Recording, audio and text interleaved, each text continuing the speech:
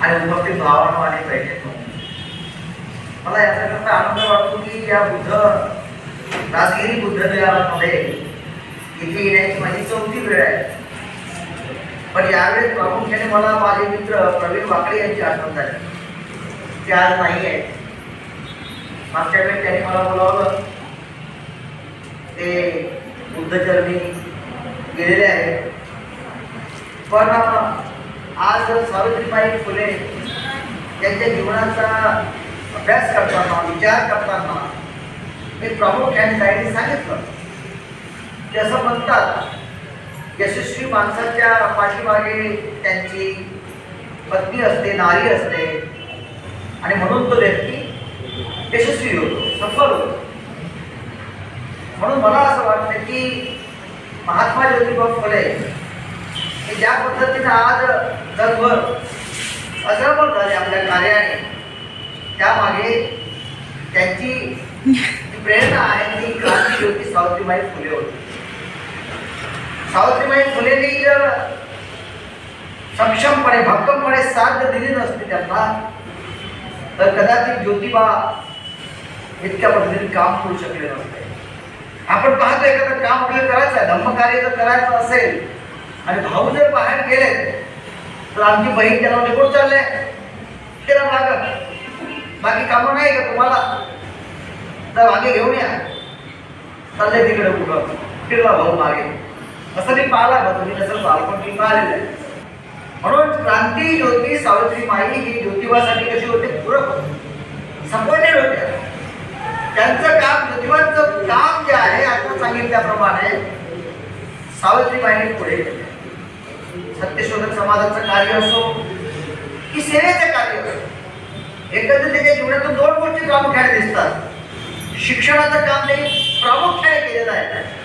त्या नॉर्मल स्कूलमधून त्यांनी प्राथमिक शिक्षिकाचा कोर्स त्यांनी पूर्ण केला. त्या महाराष्ट्रातल्या पहिल्या शिक्षिका, ट्रेन शिक्षिका होत्या, प्रशिक्षित शिक्षिका म्हणून त्यांनी काम केलं. आणि त्याने पुढे मुख्याध्यापिका म्हणून काम केलं, अध्यापिका म्हणून काम केलं. शिक्षणाचं काम त्यांनी प्रामुख्याने केलं, पण त्याचसोबत त्यांनी सेवा कायम ठेवली. याच्यातून आपल्याला काय दिसते, तुम्ही शिक्षण घ्या, पण ताईने सांगितल्याप्रमाणे धम्म कार्याच्या माध्यमातून गरिबांपर्यंत जाऊन आपली सेवा करायची. सेवा अतिशय महत्वाची आहे. बहिणी जास्त आहेत, भाऊ फार कमी आहे. आमच्या गावाकडे कार्यक्रम होते, पारायण सप्ताह, भजन, कीर्तन. आमच्याकडे बाया जास्त असतात, बहिणी जास्त असतात, भाऊ कमी आहेत, लाडक्या बहिणी आहेत. आणि ऐकून त्या घराला, घरच्या लोकांना दिशा द्यायचं काम बहीण करत असते, भगिनी करत असते. म्हणून भगिनी बहुतेक ठिकाणी जास्त दिसतात. या ठिकाणी राजगिरी बुद्ध विहारामध्ये पांढऱ्या साड्या परिधान केलेल्या भगिनी आहेत, काळ्या बाजू आहेत. त्यासाठी काळ्या सुद्धा व्यायामावर आपला अर्ध तब्येत, म्हणजे अर्धे आजार दूर पडतात काळ्या बाजूने. फार चांगलं आहे, वाजवलं पाहिजे, म्हणून वाजवायला लावतो माझ्या भाषणामध्ये ते प्रामुख्याने. म्हणून त्या ठिकाणी प्रामुख्याने मी पाहिलेलं आहे की या जीवन चरित्रामध्ये सावित्रीबाईंच्या 2 गोष्टी प्रामुख्याने सांगितल्या, शिक्षण आणि सेवा. काय सांगितलं, शिक्षणाने एक अखंड दिले ज्योतिबाने, अभंगने दिले. काय दिलं, विद्याहीन शूद्र लज्जाहीन झाला. विद्याहीन शूद्र लज्जाहीन झाला, जोडा सांभाळीला ब्राह्मणाचा. काय जबरदस्त वाक्य, हे वाक्य ज्योतिबांचं आहे, अखंडमध्ये दिलं आहे. पण शिक्षण कसं महत्वाचं आहे, गुलामी जर दूर करायची असेल तर शिक्षण घेतलं पाहिजे, हे ज्योतिबाने सांगितलं. आणि तो विचार सावित्रीबाईंनी शाळांच्या माध्यमातून पूर्ण केला.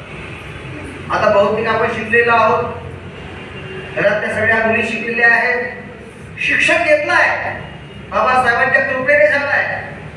त्यांची कृपा सर्व समाजावरती आहे, देशावर, जगावर आहे. पण सेवा आपण करतो का, याचं आपण चिंतन करायचं. सेवा आपल्या घरापासून करावी लागेल. घरापासून कुणापाशी करावं लागेल, तर पहिली गोष्ट चांगलं बोलावं लागेल. आपल्या घरी सासूपाशी चांगलं बोलावं लागेल, आणि सुनेसोबत सुद्धा सासूने चांगलं बोललं पाहिजे. आजच्या काळात तुम्ही अशी अपेक्षा करू नका की मी मेल्यानंतर माझा फोटो घरात सुनबाई लावा.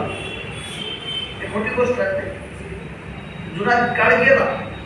आजच्या सुना सासूबाईचे फोटो नाही लावून मेल्यानंतर काऊन लावणार. म्हातारपणा फोटो खराब राहते, टाका पडलेलं राहते, गाल आतमध्ये गेलेलं असतात, केस राहत नाही. तो फोटो कोण लावला भीती वाटते पाहायला. मुलग्याचा मुलगीचा कोणाचा असो. म्हणून सुनाच्या हृदयात जर राहायचं असेल तर एकच काम आहे,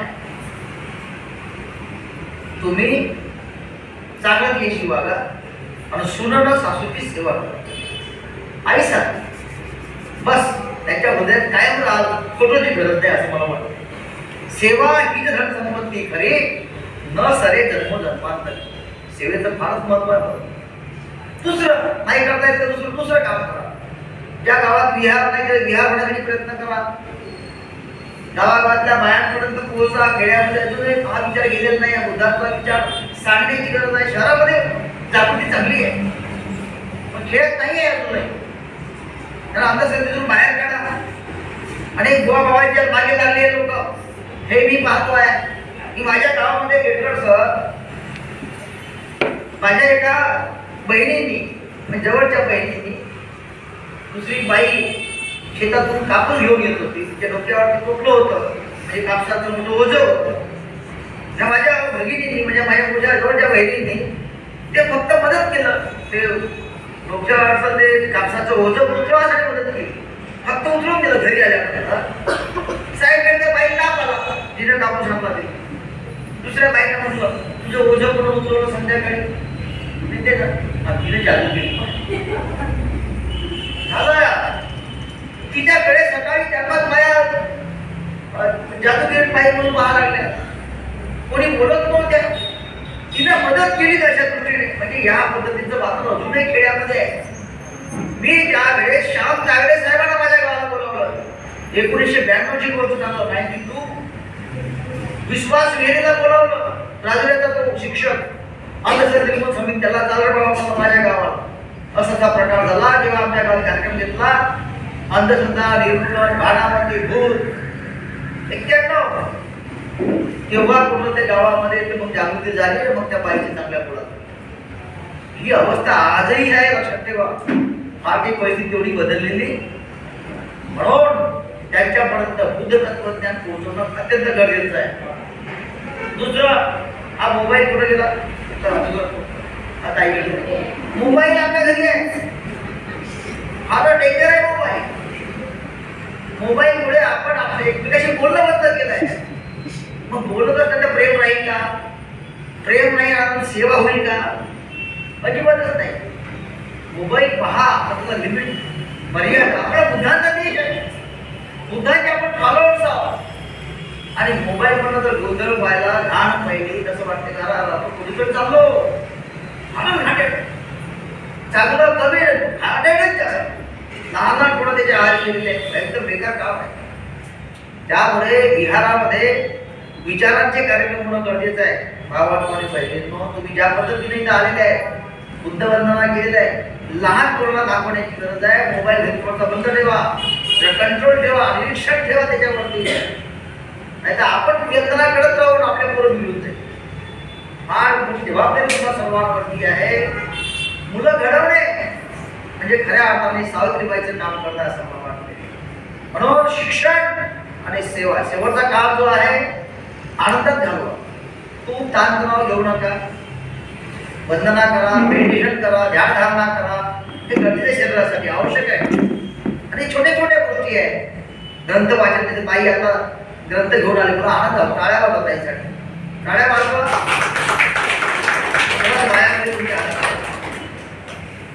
हे ग्रंथ वाजवला. 4 पुस्तकं त्यांनी आणली. छोटं पुस्तकं दिसले. भगवान बुद्ध का संदेश. त्यांनी पॉईंट काढून आणले पण त्यांनी काही पॉईंट वाचले नाही. लक्ष होतं माझं पण छान सांगितलं.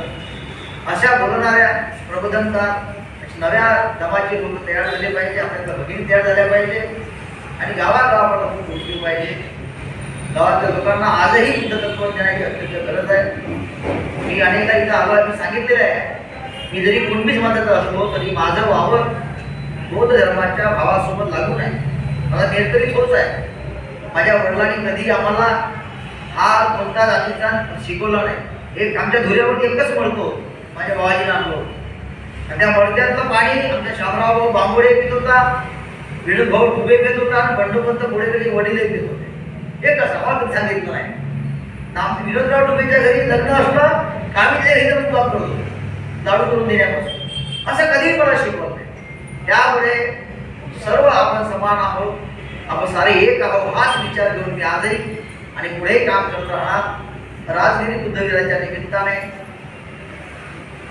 सावित्रीबाई फुले यांच्या जीवन चरित्रावर आपण सगळ्यांना माहिती आहे. चरित्र युट्यूबवर खूप व्हिडिओ आहे, तरी तुम्ही ऐकायला बसले ही मोठी गोष्ट आहे. सगळे पुस्तकं आहेत, व्हिडिओ आहेत, भाषणं आहेत, माहिती आहे, सगळ्याजवळ मोबाईल आहे, तरीही परंतु तुम्ही आपला वेळ काढून इथं आलात. तुमचं खरोखर कौतुक आहे, अभिनंदन आहे. जोरदार टाळ्या यासाठी. यायचं, बसायचं, हसायचं, बोलायचं, चर्चा करायची, ऐकायचं, चिवडा खाऊन जायचं. डिग्री आली आहे माझं डिग्रीकडे. मी पहिला कार्यक्रम जेव्हा 1991 मध्ये घेतला नाही माझ्या गावाला पेटवायला, तर ते आपले गावकरी बसत नव्हते लग्नाला कार्यक्रमाला. ते उतारले होते बैल घेऊन. माझ्या गावच्या एक माणसानं सांगितलं, भाऊकडे एक काम करा, चिवडा ठेवा कडे टेबल. हा आम्ही मावडी बसलो, चटप साहेब वगैरे आम्ही बसलो. चटप साहेब चिवडा इथं कशाला ठेवला, प्लॅस्टिक पण ठेवा कडे, मार्गदर्शक दिसला पाहिजे चिवडा. मग बरोबर लोक बसते आणि गोष्ट खरी झाली काय. बरोबर लोक बघ चिवडा खाऊन जाऊ ना, चिवडा ठेवून आहे ना, हे करायची गरज आहे, आवश्यक आहे. ठेवा पहिले चिवडा, मग कार्यक्रम करा. म्हणजे लोक बसतील, मुद्दाम ठेवायचं. आणा काय चिवडा पुढे जाणार, हा ठेव, हा ठेव, ठेव. ते समोर आणताय का, हा आवश्यक आहे.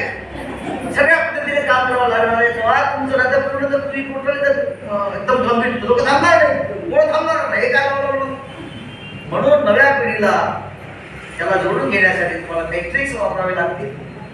मी आतापर्यंत खूप ट्रिक्स केलेले आहेत, मला खूप अनुभव आहे, खूप माहिती आहे. हे माझे साक्षीदार आहे. काय होत्या धर्ममित्रासाठी हे चांगले आहे, गरजेचं आहे.